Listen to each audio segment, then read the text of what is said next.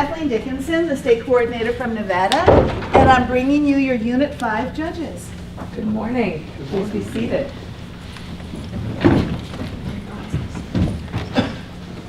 So hope everybody's fresh, bright-eyed, and bushy-tailed. We'll do a quick round of introductions, and then we'll dig in. My name is Caitlin Johnston. I am from New York, originally from Indiana, and that's where I did We the People. Never made it to nationals, but I kind of know what it's like to be on your side of the table. But my day job currently is I'm an in-house attorney at a fitness company called Peloton in Manhattan.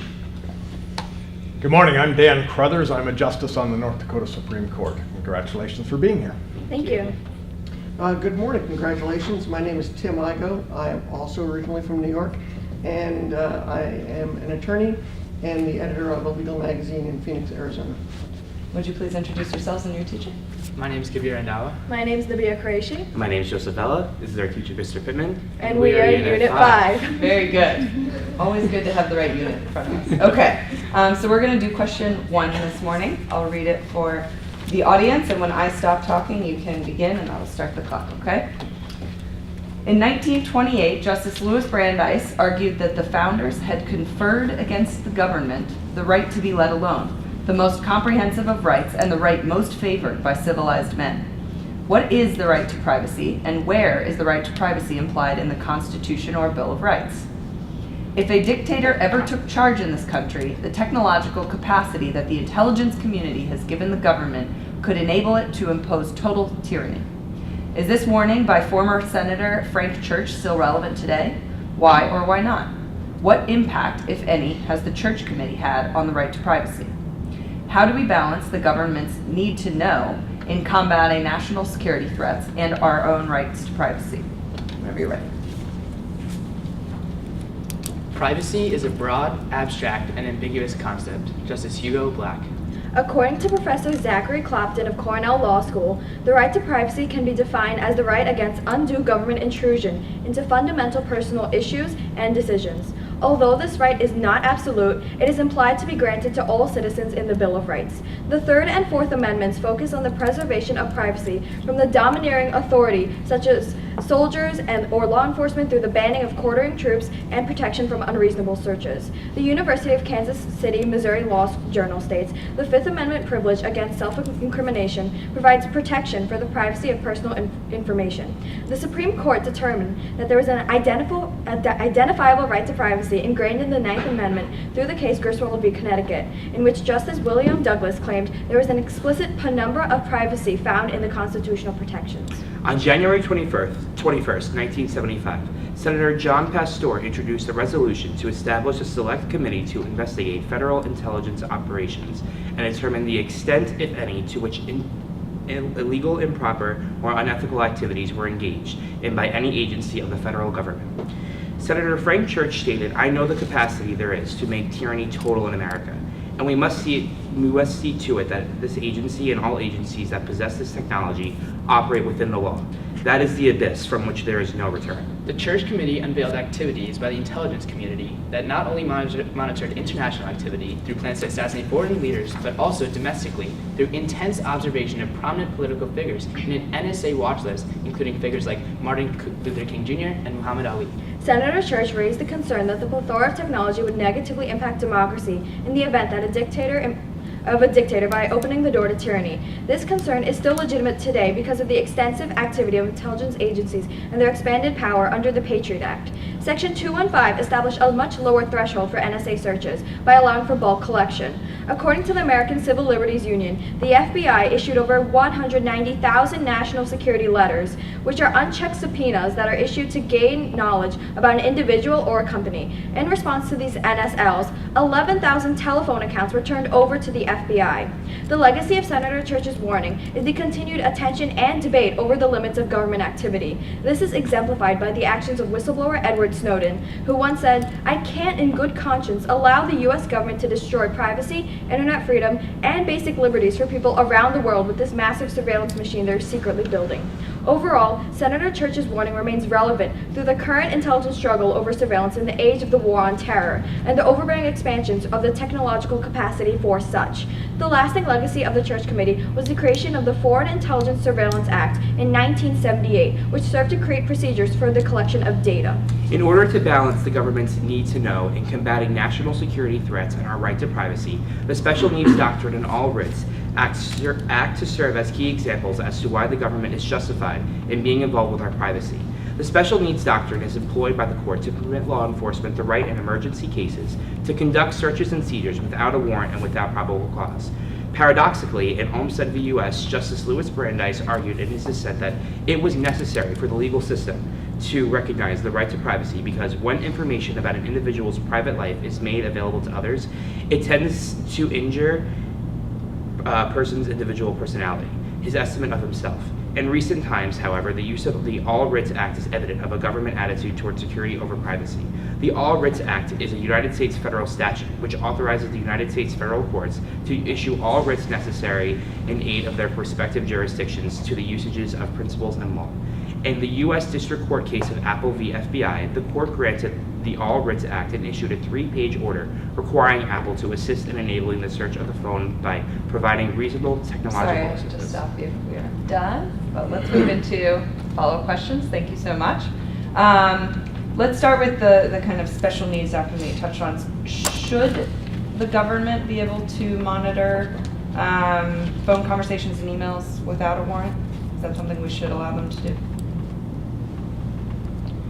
I think it's important to recognize the fact that the government has taken action in the past to try and prevent major attacks from happening on U.S. soil through means of monitoring phone conversations and emails and everything, through new means of communication that haven't existed in the past. So I think it's important to recognize that it has been done in the past to stop major attacks. So I think in order to balance what is necessary to protect Americans and what is a person's entitlement to privacy, to balance the fact that it has worked in the past and it should continue to work. It can also be argued that since, regarding not exactly the content of like a telephone call, but more like the people involved and the timing, it can be argued that because individuals agree to give this information away to telephone companies in exchange for services, that this information is now given away to these third parties, and then it is up to the third parties to do whatever they want with it as they please. It can certainly be argued that because of that, this information is no longer considered private, so that certainly affects whether what the third party chooses to do with this information and whether to give Do you it think away. that's the expectation of most Americans, that when they avail themselves of using a telephone service or pick up my Verizon phone, that I'm giving up those rights? Well, it can certainly be argued that you have that choice to either, when you sign up for a phone plan, you certainly know that you are giving away certain information to Verizon. And because of that, well, you're giving them your like name, your data, and like where you live and things like that. Like you knowingly give that information away to them. So there is an expectation that they know these things about me, and I'm agreeing to give this to them in exchange for them letting me use their telephone service to So call I them. agree on that part. Yeah. Yeah. So what, but therefore what? Should I expect that they're going to give it away? To build off my colleague, the Supreme Court has actually issued that like they require security over the privacy. So in this one case of the US v. New York Telephone Company, the US granted telephone companies to use tracking services in their phone, and that was deemed constitutional because they needed to be able to track your monitor your calls if needed, but they never would see the content of those calls. So it's okay for the government to have all the information that's private as long as that information is not secret? Is that where we draw the line? So there's this thing called telephony metadata, where the telephony metadata is actually just not the content of like your specific calls or your messages. It is just like the time, the place, and who you're talking to. So it has nothing to do with our intrusion of our own personal like emotions or. Are there limits on that information? Actually, yes. To build off my colleague, what actually happens is that, as I mentioned before, when you like sign up for a phone service, you're giving that information away. But like, it is expected that that information goes public, not public as in to the public sphere, but like to Not the third secret. party. But like not regarding the content of the call. Like if I'm calling my friend, I don't expect like everybody to know like what I'm talking about. But I do expect like the third party, as in the like Verizon, to know who I am, and who they are and like what time this is happening, because that is the service that they're providing for me. Is So that accurate? Still an accurate statement with Siri and Alexa, where they are recording the content? can you elaborate? Those services, Siri on iPhones and Yeah. Alexa and the other services, they are recording content. They say they're keeping content. I don't know if they're sharing content, but that's actually content. So is that changing the picture of this privacy analysis? Well, like my colleague said, the collection of telephony metadata has been used in many cases using the information used by people who use Siri and Alexa and just in telephone calls to solve cases that deal with public safety. So with those devices in the ever-changing world of technology, as we grow that with more of our information being shared with these devices and with these companies, it's being used to save, the lives of Americans and the safety of all of us by collecting not our, content or anything that we're saying privately, but the telephony metadata and what it's using to. Are any of you familiar with the Carpenter versus United States decision, and did that change any of this analysis? I think it did, because in the way that in Carpenter, when you think about the way that technology is interpreted and how it's changed over the years, the way that courts decide upon how our information can be utilized in solving big cases and how it can be used in solving cases that discuss our public safety, I think it's important to realize that our information that is private, that can be collected, can be used to stop major cases of harming our safety. So you'd give over any sort of content to the government if it was in the interest of national safety? Anything on your phones? Well, it can certainly be argued that in like instances where like national security is like at risk and we have to sort of sacrifice some of our privacy rights, because like the undeniable fact is that rights, although they're granted to us, they are not unlimited in scope, and that at times when may I finish my sentence? Okay. And at times when the greater like safety of like the entire nation is at risk, then our duties to the government is to sort of give up some of these rights to ensure our overall safety. Okay, thank you.